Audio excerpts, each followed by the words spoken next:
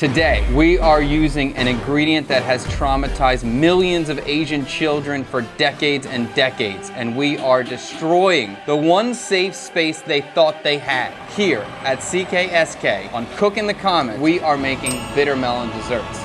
RD Violent doesn't understand the hoopla with bitter melon. Well, I'll tell you what, it's delicious and so satisfying in a broth. So we have a special guest, Mr. Garth and Miss Kelly here at the CKSK studio. They've been on multiple food tours with me, and they were trying to do another one, but we didn't have time, so I invite them into the studio. So you're gonna have bitter melon dessert today, which is gonna be quite unique. So have you had bitter melon before? I don't think I've ever taken you bitter melon. No, I can't guarantee today I'm making something delicious, but we're gonna make something interesting. I know that for sure. Bitter melon is something that's quite interesting, quite unique, bizarre looking, usually cooked in a soup, usually paired with pork in some way, sometimes served raw. In a dessert, I've never seen it, ever. A fresh bitter melon salad that will fit as a dessert. It's a wonderful, beautiful bitter melon cake, and you're gonna like it. It's a bitter melon sorbet. But the first thing I wanna do, because I gotta get it started first, is basically a carrot cake with half bitter melon. That's gonna be the strategy. So we're gonna start grating up some carrots first. Have you ever seen it used in a dish before but never tried it, or are you just totally new? As long as it doesn't taste like fermented shrimp paste, I'm fine. There's no shrimp paste. Yes, Garth does not like shrimp paste. We found that out, absolutely. I'm not a fan. Once we cut it open, it's got seeds on the inside.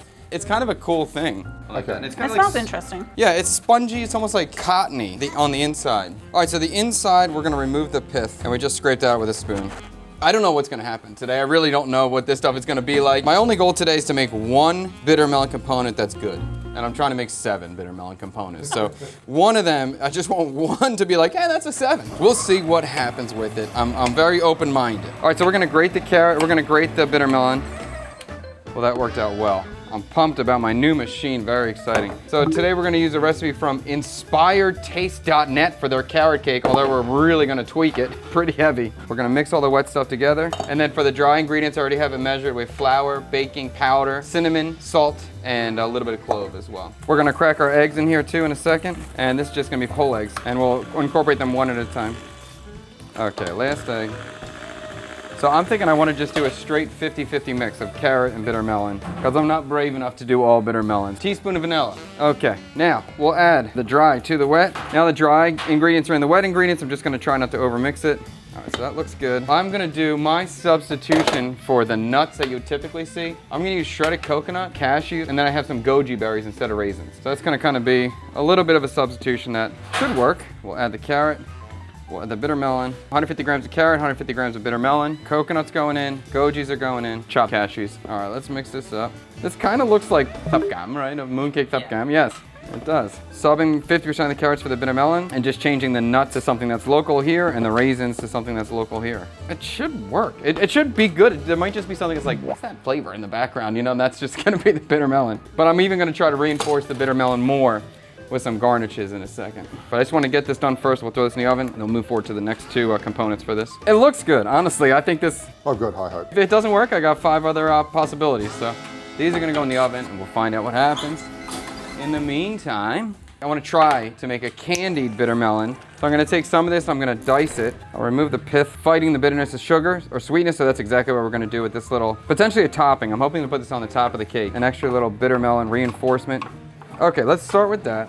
And we're just gonna cook it straight in simple syrup. So equal parts water and sugar, and this is just a basic candying technique. It'll glaze in the sugar. With this, I'm not gonna be scared of too much sugar. We'll do a pinch of salt, a little bit of water. All right, we're gonna bring this to a boil and let it go. And I think this is probably gonna cook 15, 20 minutes. All right, next thing, we're gonna make like a creme anglaise or like a custard sauce with bitter melon again. It's gonna be on the bottom of the cake. That's the idea here. I'm gonna do a half a cup of cream to how much bitter melon? I don't know. No, that's too little. All right, let's do the whole thing. Just pour in the whole bottle. And no bitter melon. I'm gonna add 30 grams. That's a lot. Okay, 50 grams of the bitter melon. Bring this to a simmer, where I'm just gonna scald the milk and allow the bitter melon to steep. So what can balance out bitterness? Sugar helps with bitterness. Fat helps with bitterness. That's why I got the heavy cream strategy. All right, so we're gonna do 4 egg yolks, a third a cup of sugar. We'll mix this up. We got the eggs and the sugar in here. So I'll slowly add the warm cream into the eggs, not curdling the egg yolk. And this is kind of like a mayonnaise or a hollandaise. You just start a little bit, a few drips at a time. And as the egg mixture heats up, you can add it more and more. Maybe scary the first time you do it, but it's no big deal. Okay, this mixture is gonna go back in the pot. I'm gonna turn this heat down. We're gonna heat this with the cream just until they're nappe, or just a slightly thicker consistency. And don't forget that bitter melon's just hanging in there, infusing. It looks nice. And our candied bitter melon is cooking back there. It looks okay. The color's changing. I can see it's getting softer. I'm just hoping it doesn't mush up. I'm hoping it shrivels up like a raisin. That's the goal. So we're gonna take our time and make sure we don't curdle the eggs. We don't wanna have scrambled eggs, but we just want it to get slightly thicker. It's not bad. It's definitely got a little bitter melon in the background. All right, let's call that.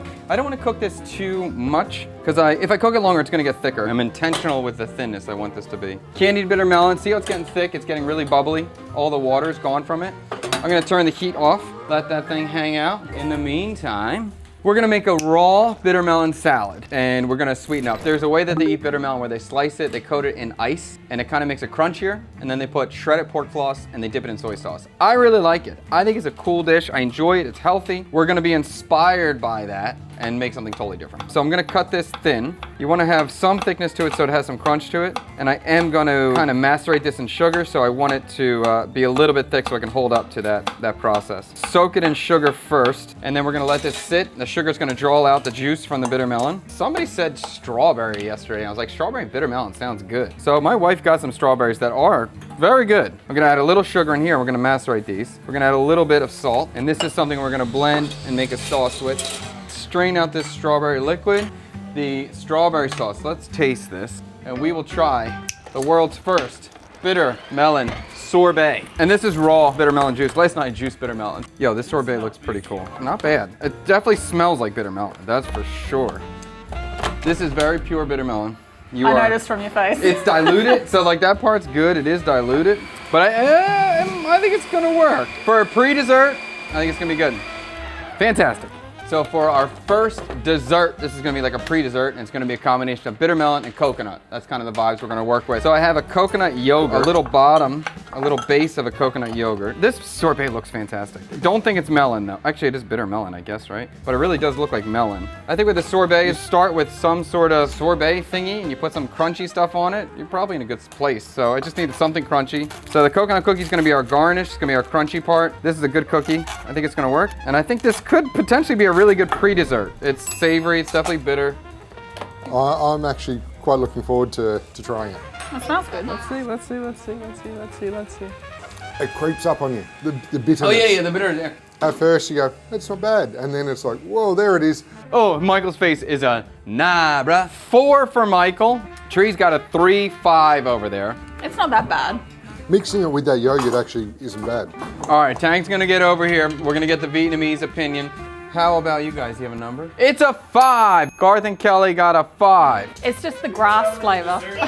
Like Michael said, it was executed really well. I think if you mixed more of the coconut yogurt with it, it'd actually be pretty good. I kind of like the grassy flavor. It reminds me of panda. That's the correct answer. It's a 7. I like it. I think the texture of the sorbet is great. I think the crunchies are fantastic. The yogurt on there. I mean, the flavors, it's not a 10. It's a 7. That's what it is. I think it's cool. All right, there you go. Viet palate, 7. It got potential. Yes. All right, let's try the next one. My confidence going down now. Let's find out. This is gonna be another pre-dessert-y kind of vibe to it. We're gonna add ice on it now, and hopefully this is gonna crisp up and get a nice crunchy texture, and hopefully it's not gonna be overly aggressive with the bitterness. Okay, and hopefully it's gonna pair well with strawberries. All right, so strawberry sauce go on the bottom. So we're just gonna do a little bit. Oh, this is not how I imagined it. This looks like ditkan. It does look like ditkan, yes it does. That's pretty funny. The strawberry might make it better, but this is now the actual physical vegetable you're gonna be crunching through, so that might make it worse. And I know Michael's gonna be like, bro, this is shit, man, it's 3. And we're gonna do this one with some macadamia nut. This is kind of my cheat code too. I'm always, especially with a pre-dessert, I don't know why, but I'm always looking for like a crunchy thing. I think crunchy is good. So this is our candied bitter melon salad, strawberry puree, toasted macadamia. My favorite berry with my least favorite food. Bitter melon equals the perfect way to punish your kids. Trey, eat all of it. I actually don't mind this one. It's pretty good. Whoa, I thought this was gonna be worse than the last one. It seems like we might be higher here. All right, Trey, what do you got? 5-5. What'd you rate the last one? 3-5? This is a major upgrade. Surprisingly less bitter. Less bigger, even though we're having the completed vegetable, no distractions. Okay. Michael's got a 7. Not what I expected. 7.5, 6.5. This is a banger. It's actually quite nice. Wow. Just the crispiness of the bitter melon, and you get that little bit of bitterness, but the strawberry evens it out and doesn't make it so overpowering and grassy flavored. Yeah. It tasted like eating a crunchy strawberry, and then the bitterness came afterwards. Yeah. As long as you don't pick up 2 pieces of the bitter melon like I did. And it's- One at a time. Heard that. I'm excited now. Tang, are you excited? Wow. Surprisingly good. Yeah, I think strawberry and bitter melon works. I don't know why when I thought in my head, I was like, that'll work, and it did. Whoa, banger. I'm changing my score. The sorbet is a 7.5, and this is a 7 now. I like the flavor combination a lot. I'd probably cut the bitter melon a little different, maybe diced next time instead of sliced like this. Yeah, cool. I'm surprised that worked. Yeah, thanks.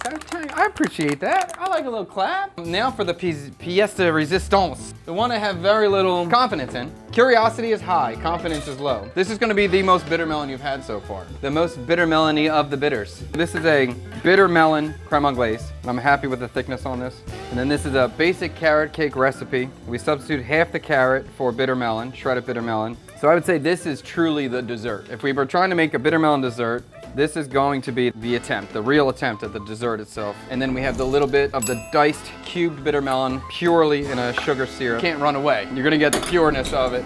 All right, this is our final trio, the third course of our dessert bitter melon. The candy is good. Try the candy Yeah, it's good. I don't know if you're hearing that, chat. Really good candy there.